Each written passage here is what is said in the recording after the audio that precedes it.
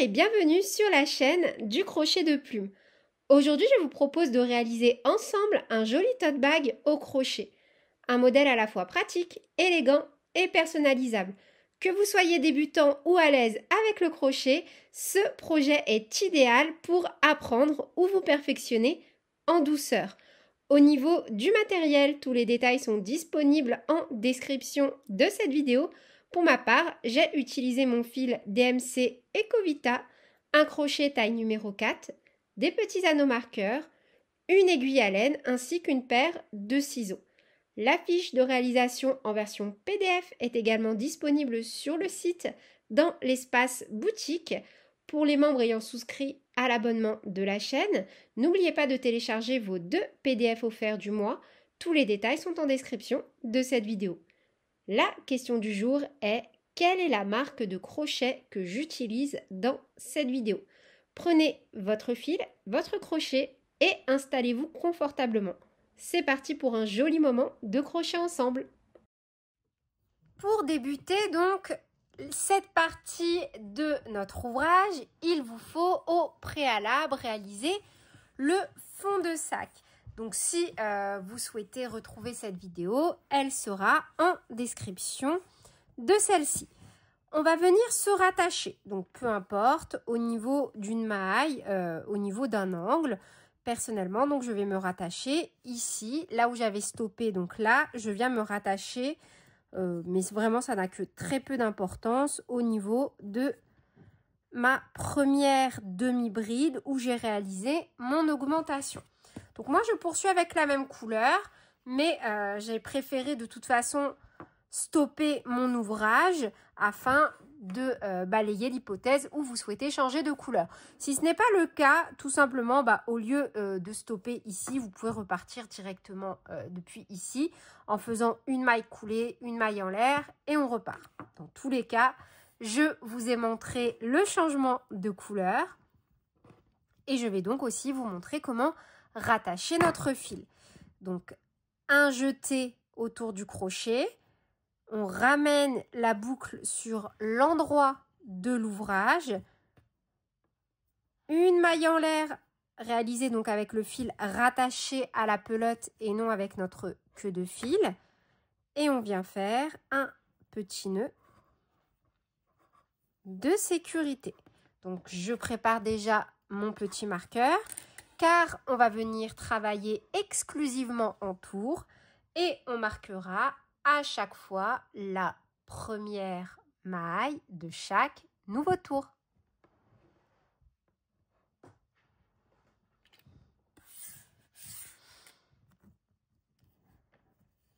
Donc une fois que c'est fait, on a déjà donc réalisé une maille en l'air en se rattachant. Donc un jeté au même endroit, on pique et on vient faire donc une première demi-bride. Donc pour rappel, pour faire une demi-bride, on fait un jeté, on pique dans la maille, un jeté, on ramène, on a 3 boucles sur le crochet, un jeté, on passe à travers toutes les boucles. On vient de faire une demi-bride.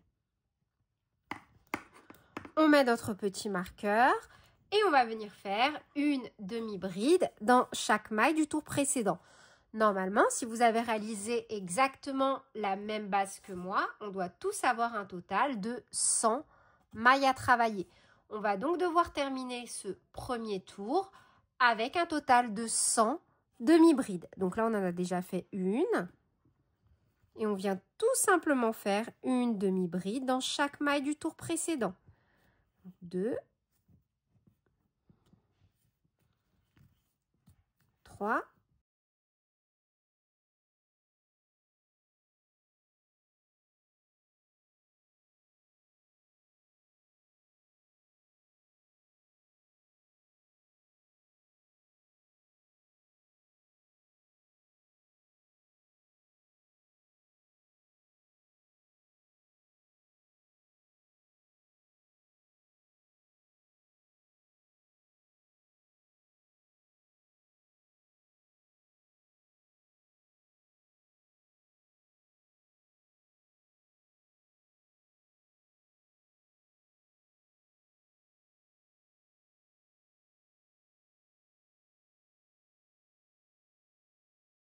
Vous voyez, j'emporte avec moi mes fils pour les cacher, en les penchant bien vers l'envers de l'ouvrage à chaque fois.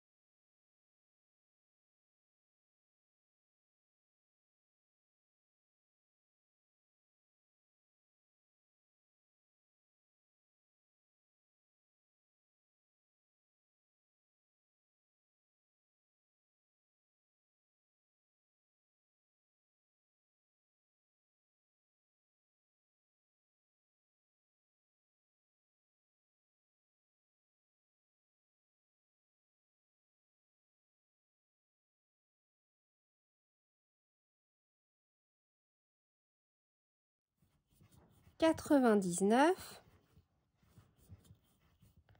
et 100. Alors là, étape très importante et on fonctionnera comme ça à chaque fois donc que l'on viendra passer au tour suivant. Là où j'ai mon marqueur, je fais une maille coulée. Donc je pique dans les deux brins et je fais donc j'ai piqué de l'endroit vers l'envers. Un jeté, je ramène, j'ai deux boucles. Je passe ma boucle qui est à gauche dans la boucle de droite. Je viens de réaliser une maille coulée. Là où j'ai fait ma maille coulée, je passe cette maille. Je viens donc travailler dans la maille suivante. Mais avant, je fais une maille en l'air pour lever le rang. Donc, je retire mon marqueur. Je passe donc la maille où j'ai fait ma maille coulée. Un jeté. Je pique dans les deux brins. Un jeté, je ramène. J'ai 3 boucles. Un jeté, je passe à travers toutes mes boucles. Je viens de faire ma première demi-bride. Et on refait tout simplement une demi-bride dans chaque maille du tour suivant, soit encore un total de 100 demi-brides. Très très important de fonctionner comme ça. De 1, pour ne pas avoir de démarcation. De 2, afin d'avoir toujours le même nombre de demi-brides et ne pas avoir une maille qui se perd ou une maille qui se crée. Vous allez voir qu'en fonctionnant comme ça, ça va être très fluide. Vous aurez toujours le même nombre de demi-brides et surtout, vous n'aurez aucune démarcation sur l'endroit de l'ouvrage. Donc, on refait tout simplement une demi-bride dans chaque maille et je vous propose que l'on se retrouve à l'issue de ce tour, ici. Et 100. Et on va répéter exactement la même chose. Donc là, on a notre marqueur dans la première maille du tour en cours. Une maille coulée. Une maille en l'air pour lever le rang. Un jeté. On passe donc la maille où on a fait notre maille coulée. On pique donc dans la maille suivante une demi-bride que l'on vient marquer. Et vous allez voir qu'en fonctionnant comme ça, au fur et à mesure, on n'aura absolument aucune démarcation et on n'aura ni de création, ni de suppression de mailles tout au long de notre ouvrage. Et on fait tout simplement donc des tours de 100 demi-brides. Une demi-bride dans chaque maille du tour précédent.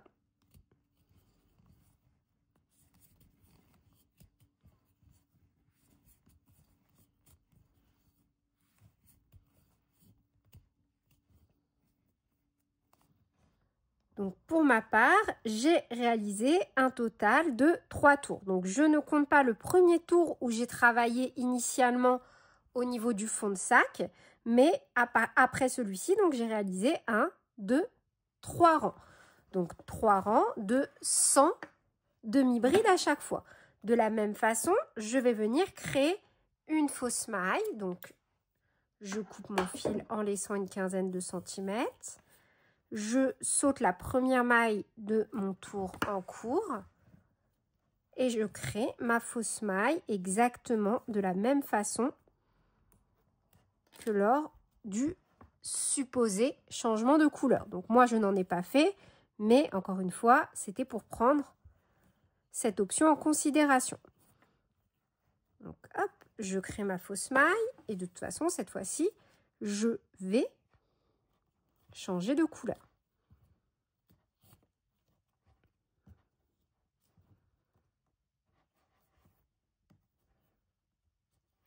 Donc, hop, je vais ramener mon fil de telle sorte que je viendrai le faire courir pour le cacher par la suite, comme ceci. Et je vais donc me rattacher avec mon nouveau fil.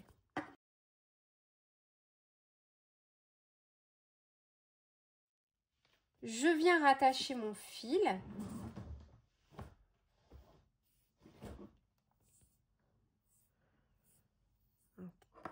Un jeté, une maille en l'air, petit nœud de sécurité. Et je vais tout simplement travailler exactement de la même façon que pour mes tours précédents. Hop.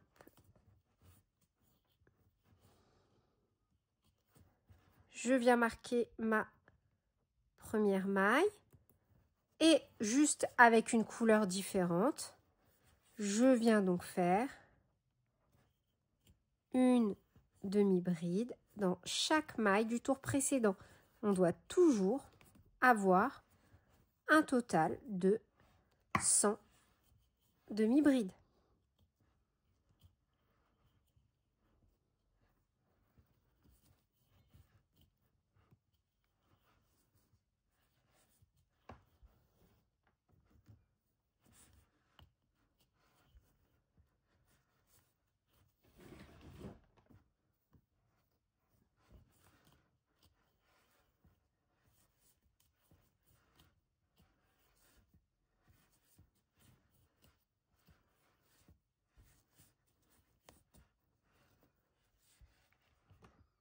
Et on travaille donc exactement de la même façon, seulement on a fait un changement de couleur. Donc voilà au niveau, en tout cas de la hauteur de mon sac. J'ai fait en sorte de venir ne mettre qu'une seule pelote de ma couleur beige. J'avais pas très envie d'entamer un deuxième fil, mais n'hésitez pas à faire comme vous voulez. Donc je ne compte pas le tour qui appartient à mon fond de sac. Je compte à partir du tour de cette vidéo lorsqu'on s'est rattaché. Donc j'ai 1, 2, 3 tours en vert. Après ça fait 4, 5, 6, 7, 8, 9, 10, 11, 12, 13, 14, 15, 16, 17, 18, 19, 20, 21, 22 tours avec mon fil crème. Et 23, j'ai donc fait un dernier tour avec mon fil vert. Voilà ce qu'il me reste de ma pelote. Donc dans cette configuration-là, je suis venue compter de la façon suivante. Alors, j'ai 1, 2, 3, 4, 5 mailles. J'ai mis 2 marqueurs. 1, 2. Ensuite, j'ai 1, 2, 3, 4, 5, 6, 7, 8, 9, 10, 11, 12, 13, 14, 15, 16, 17, 18, 19, 20, 21, 22, 23, 24, 25, 26, 27, 28, 29, 30, 31, 32, 33, 34, 35, 36 mailles. Donc, je saute 36 mailles, puis je mets 2 marqueurs. Un marqueur, 2 marqueurs. Ensuite, je compte 1, 2, 3, 4, 5, 6, 7, 8, 9, 10 mailles. Je mets 2 marqueurs. De nouveau, je saute 36 mailles et je mets 2 marqueurs. Ici, je dois donc avoir finalement mes 10 mailles. 1, 2, 3, 4, 5, 6, 7, 8, 9 et 10. On a donc bien un total de 100 mailles. 36, 36, 2 et 2 plus 2 et 2, donc 36 plus 8 plus 10 égale 100. Donc, directement dans cette configuration-là, on a plusieurs options. Soit on peut faire des mailles coulées pour venir se repositionner ici, ou, et moi c'est la technique que je vais préférer, je vais tout simplement venir stopper. Voilà. Donc là, je vais couper mon fil. Je tire sur ma boucle, comme ceci. Et vous voyez, il faut à la fin que j'ai toujours mes 10 mailles. Donc là, j'en ai 1, 2, 3, 4. Et ici, j'en ai 1, 2, 3, 4, 5. Donc, je pique dans la deuxième maille. Et je fais tout simplement une fausse maille. Comme lors de la première étape du fond de sac. Je vous avais expliqué, si vous souhaitez directement changer de couleur, vous auriez pu le faire. Je vous avais montré la technique. Donc, on crée notre fausse maille et on cache notre fil. Ou alors, on fait 5 mailles coulées pour se repositionner au niveau de nos 2 petits marqueurs. C'est vraiment à vous de voir en fonction de vos goûts et de vos envies. Donc pour ma part, voilà dans quelle configuration je suis.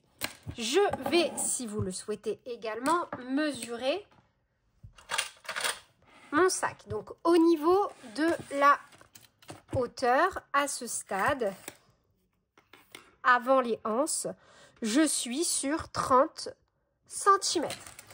En termes de largeur, je suis sur 37 cm. Et entre chaque marqueur qui viennent donc séparer mes anses, j'ai 27 cm. Donc on se rattache au niveau du premier marqueur, comme ceci. Ou directement, on reprend avec une maille serrée. Si on a fait des mailles coulées pour arriver jusqu'ici. Donc, on se rattache à l'emplacement du marqueur, une maille en l'air, petit nœud de sécurité. Et encore une fois, j'insiste, si vous avez fait 5 mailles coulées, pas de souci. Et ici, là où moi je me rattache, vous faites directement une maille serrée. Ça revient au même. C'est juste une question de préférence en termes de finition. Directement dans cette configuration-là, on vient faire une maille serrée et on vient remettre un petit marqueur. Ou pas. Enfin, moi, je ne vais pas en mettre parce que vous allez voir, on va travailler en rang de 2 mailles serrées. Voilà. Après, vous pouvez en mettre si vous voulez, mais pour ma part, ça va être plus embêtant qu'autre chose. Dans la maille suivante, donc là où on avait notre marqueur, on fait une deuxième maille serrée. Une maille en l'air. On tourne. Donc là, on travaille en rang. Comme pour le fond de sac, on ne travaille plus en tour. Et on refait tout simplement des mailles serrées.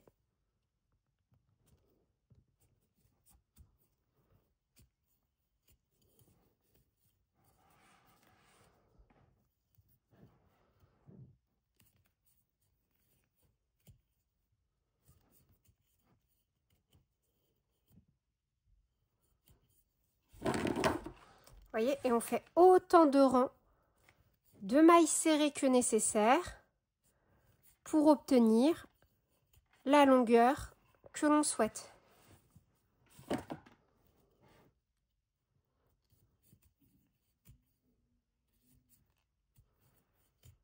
Une maille en l'air, on tourne, donc on saute la maille en l'air et on fait tout simplement des rangs de 2 mailles serrées.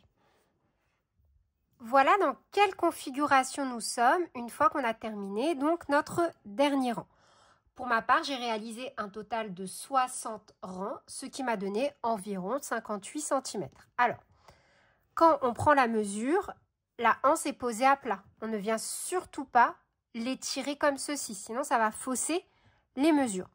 Donc ensuite, endroit sur endroit, on va venir unir comme ceci, nos 2 mailles de la anse sur les 2 mailles correspondant aux 2 marqueurs en face afin d'avoir comme ceci donc une première anse. Donc directement dans cette configuration là, hop.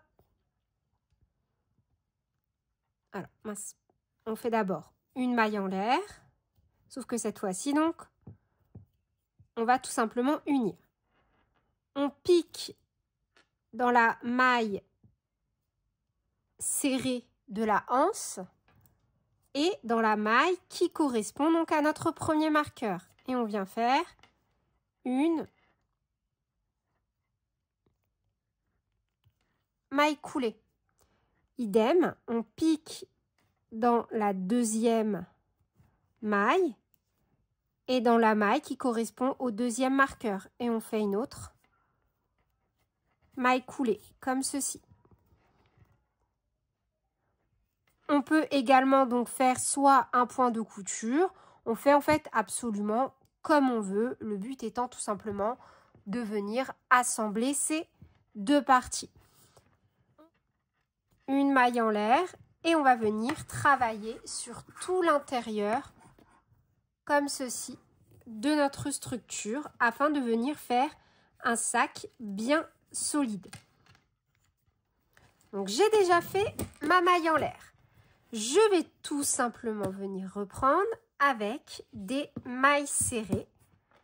Une maille serrée pour chaque rang réalisé au niveau de ma anse. Donc, tout simplement, je viens travailler dans chaque maille serrée réalisée du bord. Une maille serrée comme ceci. Et on peut mettre un petit marqueur. On fait tout simplement une maille serrée dans chaque maille. Et comme on a fait 60 rangs, on doit avoir un total de 60 mailles serrées.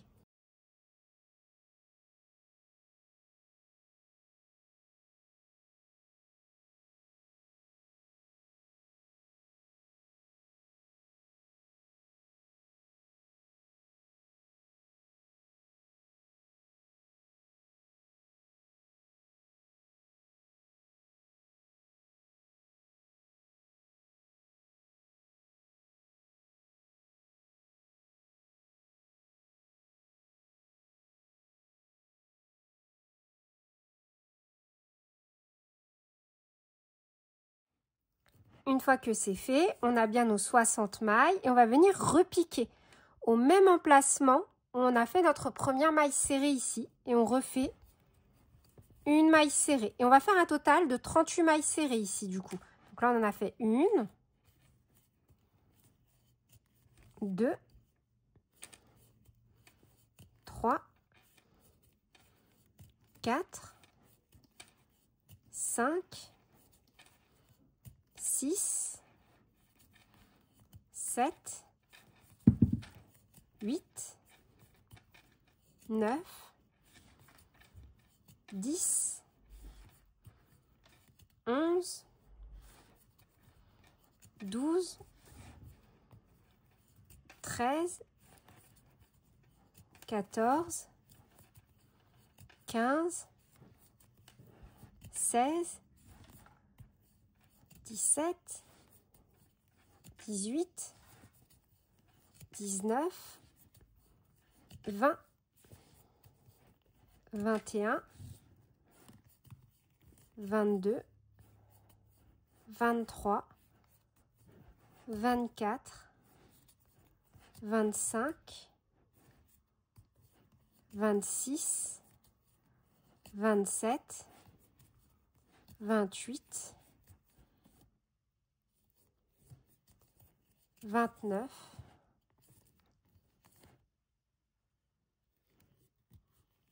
30, 31, 32, 33, 34, 35, 36, 37 et vous voyez, idem ici, on a fait notre première maille et 38, comme ceci. Et de nouveau, on va venir donc clôturer en réalisant une fausse maille. Alors, on coupe d'abord ou une maille coulée, comme vous voulez. Hop, donc dans la deuxième, on peut retirer notre petit marqueur et on crée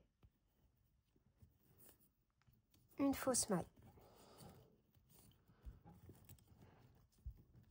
Vous voyez, hop. Voilà ce que l'on obtient.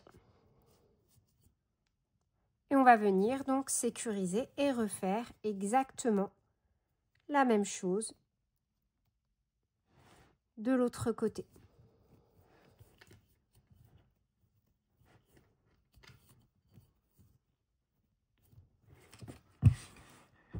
Donc là, on a une première anse. On se rattache de l'autre côté également sur l'endroit de l'ouvrage et on refait exactement la même chose à l'identique pour obtenir notre deuxième anse. à ce stade, voilà ce qu'il me reste de mon fil. Donc c'est top. Je vais pouvoir refaire cette fois-ci un tour complet sur l'extérieur des anses. Donc on va se rattacher par exemple ici. On va refaire une maille serrée dans chaque rang de la anse. Une maille serrée sur les mailles ici. Donc on avait sauté 10, 11, 12 mailles serrées. On refait la anse de l'autre côté et on revient ici. Donc je vous propose de débuter cela ensemble. Hop. Donc moi, je vais me rattacher au niveau. Vous voyez, là, on avait nos 10 mailles. 1, 2, 3, 4, 5, 6, 7, 8, 9, 10. Donc, moi, je me rattache ici.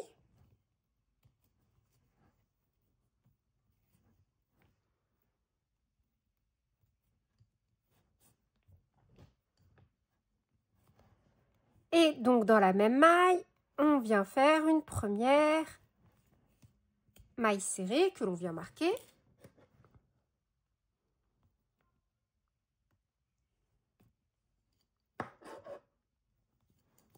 Vous voyez, sur le même principe que tout à l'heure, là où on avait fait les mailles serrées de l'anse, on vient également faire une maille serrée dedans. Ça évite d'avoir des trous. Et donc là, dans chacun des rangs de ma anse, je vais refaire une maille serrée. Donc soit un total de 60 mailles serrées.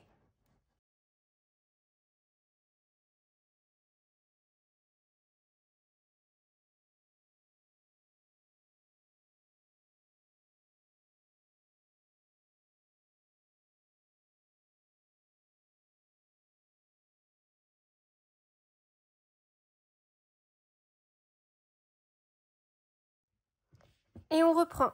Donc là où on a fait la première maille serrée de la anse, on refait une maille serrée. Ensuite, 1, 2,